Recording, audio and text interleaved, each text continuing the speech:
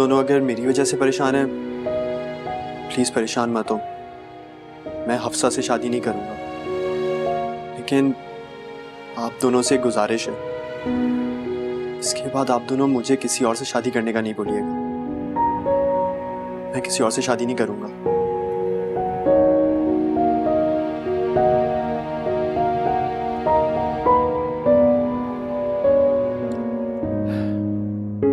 अब क्या कहती हो तुम? क्या सारी जिंदगी बेटे को इसी तरह रोता बिलखता हुआ देख सकती हो तुम? मेरे तो कुछ समझ में नहीं आ रहा। बेटे और उसकी मोहब्बत के बीच फंस के रह गई हूं मैं।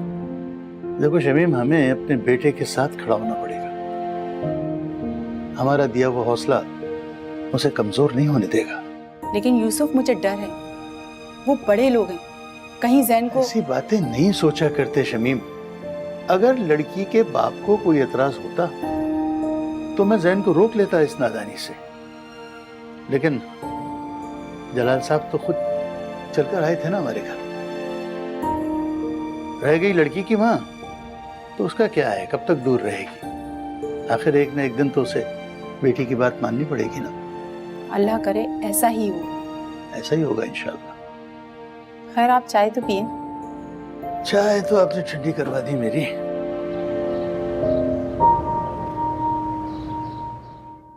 क्या?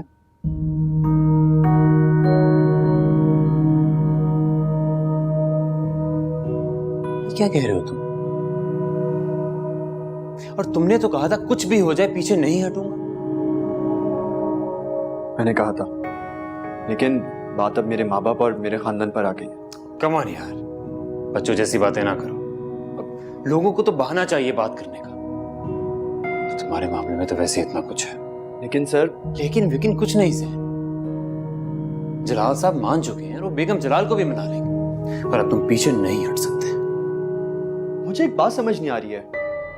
पहले आप मेरे और हफ्सा के बीच में आ गए, हफ्सा से अपनी मोहब्बत का इजहार कर दिया, उससे शादी के लिए भी तैयार हो गए थे आप। अब ऐसा क्या हुआ है कि आप हमारी शादी करवाना चाहते हैं? तुम नहीं समझोगे, वरना अभी वक्त आया कि मैं तुम्हें कुछ भी समझाऊं। फिलहाल तुम घर जाओ और अपने वालिदैन की परेशानी दूर करो।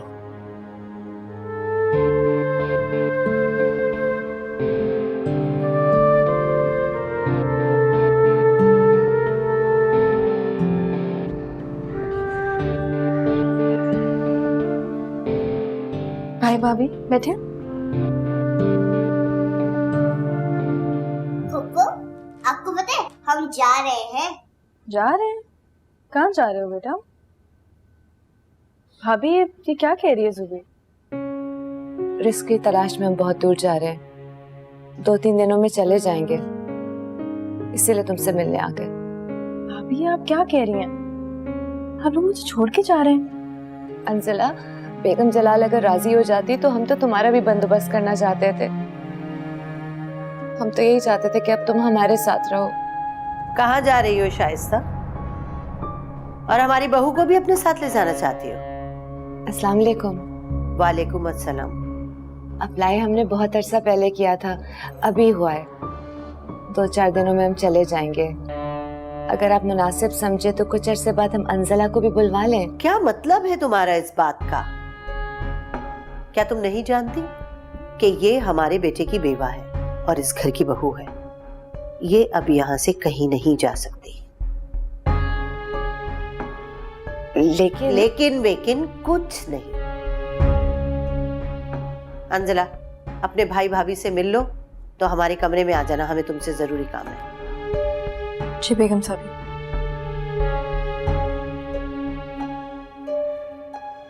चलो बच्चों, फुफ्फो से जल्दी से मिल।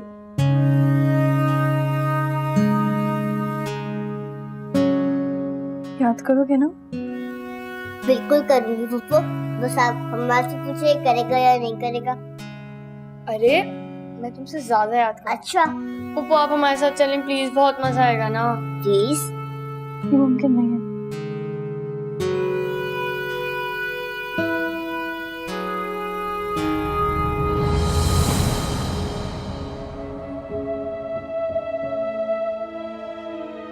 उसके तो मुझे माफ कर देना। मैं खाला से मिली थी। मैंने उनसे वादा लिया कि वो तुम्हारा बहुत ख्याल रखेंगी।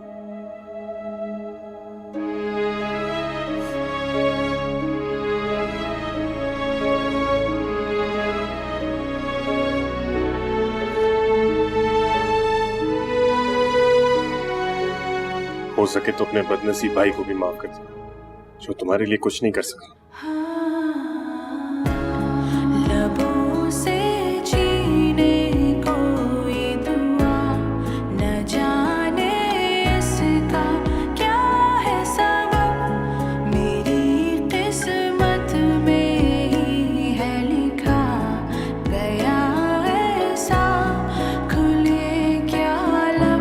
बेटा, मैंने आप दोनों को इकट्ठे यहाँ इसलिए बुलाया है कि जो कुछ मैं कहना चाहता हूँ उसमें आप लोगों से भी मशवरा कर लूं। मैंने सरवत से बात की थी तुम्हारे और जैन के रिश्ते की। वो किसी सूरत में भी इस रिश्ते को तस्लीम करने की हक में नहीं। और बेटा, आप तो जानते हो कि सरवत अगर एक चीज के लिए मना कर दे तो उससे बात मनवाना तकरीबन नामुमकिन होता है। इसलिए मैं चाहता हूं कि जैन से तुम्हारा निकाह पहले कर दिया जाए और रुखसती बाद में। और इस निकाह का बेगम जलाल को पता न चले। यही एक रास्ता है। निकाह होने के बाद तो उन्हें तस्लीम करना ही पड़ेगा। लेकिन बाबा, अगर वो फिर भी नहीं मानी तो?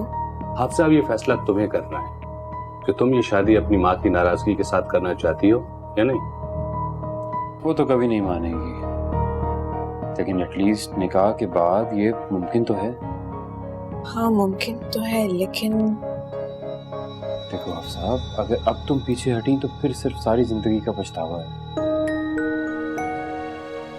और बाबा, आप? बेटा, मैं तो अपनी बेटी की खुशी में खुश हूँ। मेरा ये मतलब नहीं है। मैं पूछना चाहती हूँ कि अगर अम्मी जान आपसे नाराज हो गई तो आप क्या जवाब देंगे उन्हें? क्या जवाब दूंगा ये तुम मुझ पे छोड़ दो। लगता नहीं हूं तो क्या हुआ, शौहर तो हूं ना उनका, मुझे तो वो माफ कर ही देगी। तो फिर मेरा ख्याल है कि इस नेक काम में देर कैसी? क्यों हफ्सा? हाँ, लेकिन मैं उनसे एक बार खुद बात करना चाहती हूँ। शायद वो मान जाएं।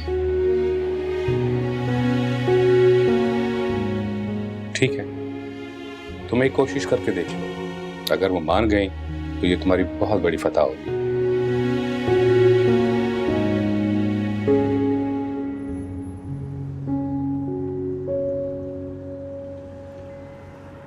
एक बात पूछूं आपसे? हाँ, पूछो। मेरी जैन से शादी हो जाएगी, फिर क्या करेंगे आप? क्यों? ये क्यों पूछा तुमने? क्योंकि मैं जानती हूँ कि आप अंजला से मोहब्बत करते हैं, शादी करना चाहते थे ना आप उससे। मुझे मजबूर करके मेरी मदद हासिल करना चाहते थे, लेकिन अब क्या करेंगे आप? क्या करूँगा और कर भी क्या सकता हूँ? उस बेगुनाह लड़की की आज़ादी का इंतजार करूंगा और क्या। लेकिन आपसे तो कोई भी लड़की शादी कर सकती है, तो फिर एक शादीशुदा लड़की ही क्यों? मगर शादीशुदा तो खैर दूर की बात है, कातिल नहीं है वो, और ना ही उसने कोई कत्ल किया है। फिर सब झूठे इल्जाम है उसमें।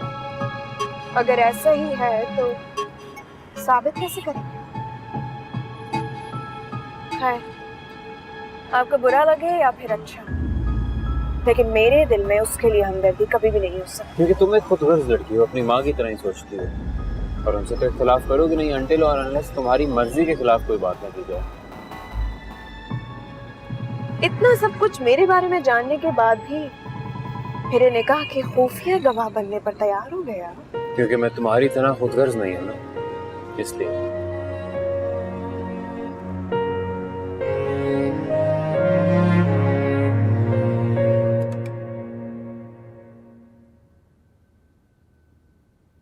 आपने बुलाया? आओ बैठो। नहीं, मैं ठीक हूँ। तुम्हारे भाई और भाभी को हमने तो कहीं नहीं भेजा। मैंने ऐसे कब कहा? तुम्हारे तेवर तो ऐसे लग रहे हैं जैसे ये भी हमने किया है। आपने मुझे किसी काम के लिए बुलाया था? हाँ, हफ्सा कहाँ है इस वक्त? ये मैं कैसे बता सकती हूँ? वो मुझे बता के तो नहीं जाती। नहीं जानती तो जानने की कोशिश करो। हमें हफ्सा के आने और जाने की खबर चाहिए। कोशिश करती हूँ। शायद मेरा ये कहना आपको अच्छा ना लगे, मगर ऐसा घटिया काम करते हुए मुझे कोई खुशी नहीं मिलेगी। ये हमारा ऑर्डर है और तुम जा सकती हो।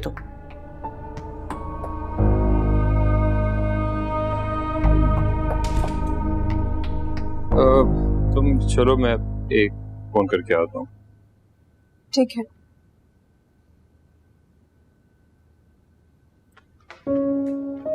सुनो, मामा कमरे में? जी ठीक है।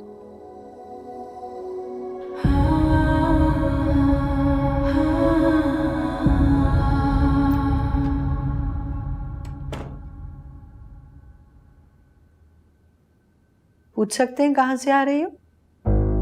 बिल्कुल पूछ सकती हैं। मैं बाबा के पास गई थी। अब आप ये कहेंगी कि बाबा के पास क्यों गई थी, तो मैं आपको खुद ही बता देती हूँ। मैं बाबा के पास अपने और जैन के रिश्ते की बात करने गई थी। मगर तुमने तो कहा था कि तुम रामिस से शादी करने के लिए तैयार हो। बिल्कुल कहा था, और मेरी कुछ शराइत भी थी, और मैं जानती हूँ कि वो शराइत आप कभी पूरी नहीं कर सकती, इसलिए मेरी शादी जैन से ही होगी। हरगिज नहीं, मेरे होते हुए ऐसा हरगिज नहीं हो सकता।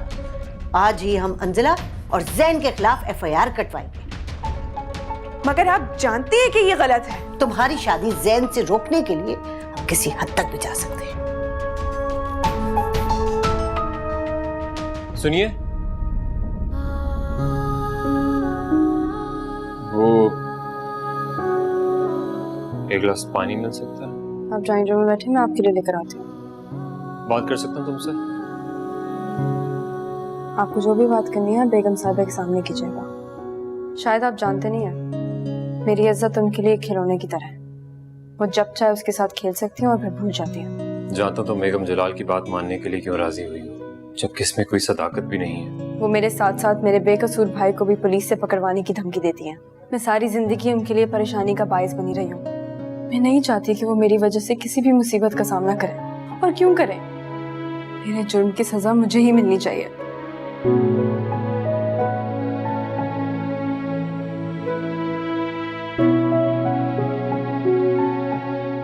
जान, आप जानती हैं ये केस कितना कमजोर है। अगर आप इस तरह करेंगी तो जवार भाई का केस हार जाएंगी आप। इतनी परवाह है तो छोड़ दो अपनी बेकार की जिद को और कर लो रामिस से शादी बिना किसी शर्त के। अम्मी जान, समझने की कोशिश कीजिए। ये मेरी जिंदगी का फैसला है और आप ऐसा नहीं कर सकती हैं। समझ तो तुम नहीं रही हो हफ्सा। हम इतना जानते हैं कि हमारे लाड प्यार ने ही हमें ये दिन दिखाया है कि आज तुम हमारे सामने खड़ी हो, वरना इस घर में कोई शख्स हमारा हुक्म ना माने इतनी किसी की मजाल नहीं है। तो फिर ठीक है, अब मुझे 2-4 दिन दीजिए, मैं सोचना चाहती हूँ। दिन तो हम तुम्हें 4 भी दे सकते हैं सोचने के लिए, लेकिन कहीं तुम ये वक्त अपनी माँ को धोखा देने के लिए तो नहीं मांग रही? धोखा? कैसा धोखा? ये तो हम नहीं जानते, लेकिन इतना तुम्हें बताए देते हैं हफ्सा, अगर तुमने अपनी बेकार की जिद ना छोड़ी और हमसे कोई गलत बयानी की, ये घर और इस जायदाद में से एक फूटी कौड़ी भी तुम्हें नहीं मिलेगी। याद रखना ये बात।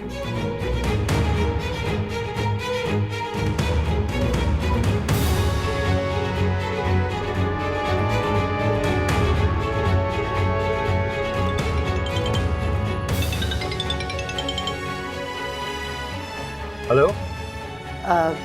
हाँ रामेश, हमें तुमसे कुछ मशवरा करना था। जी जी बिल्कुल, बताइए।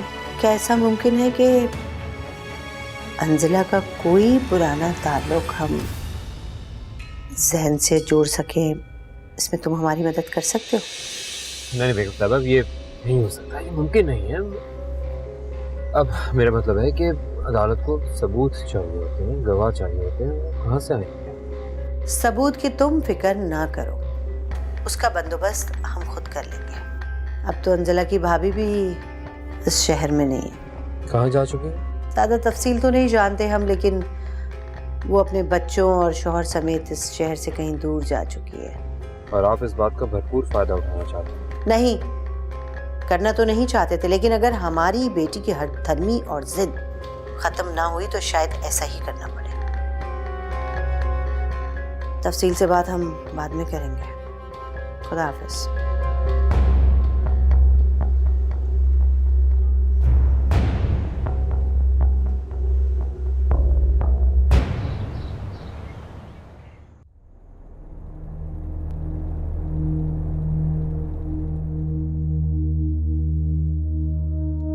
ऐसी कौन सी बात थी जो हम कल नहीं कर सकते थे? जैन तुम बहुत बड़ी मुसीबत में हो। मैं मुसीबत में? अब क्या हुआ है?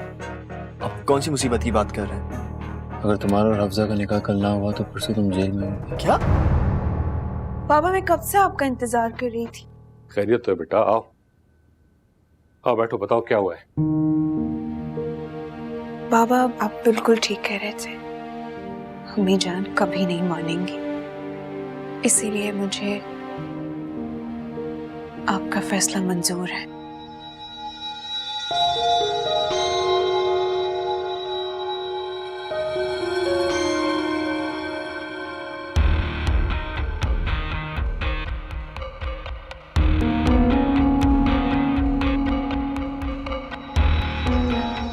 हफ्जा बेटा परेशान ना हो, मैं बात करता हूँ उनसे।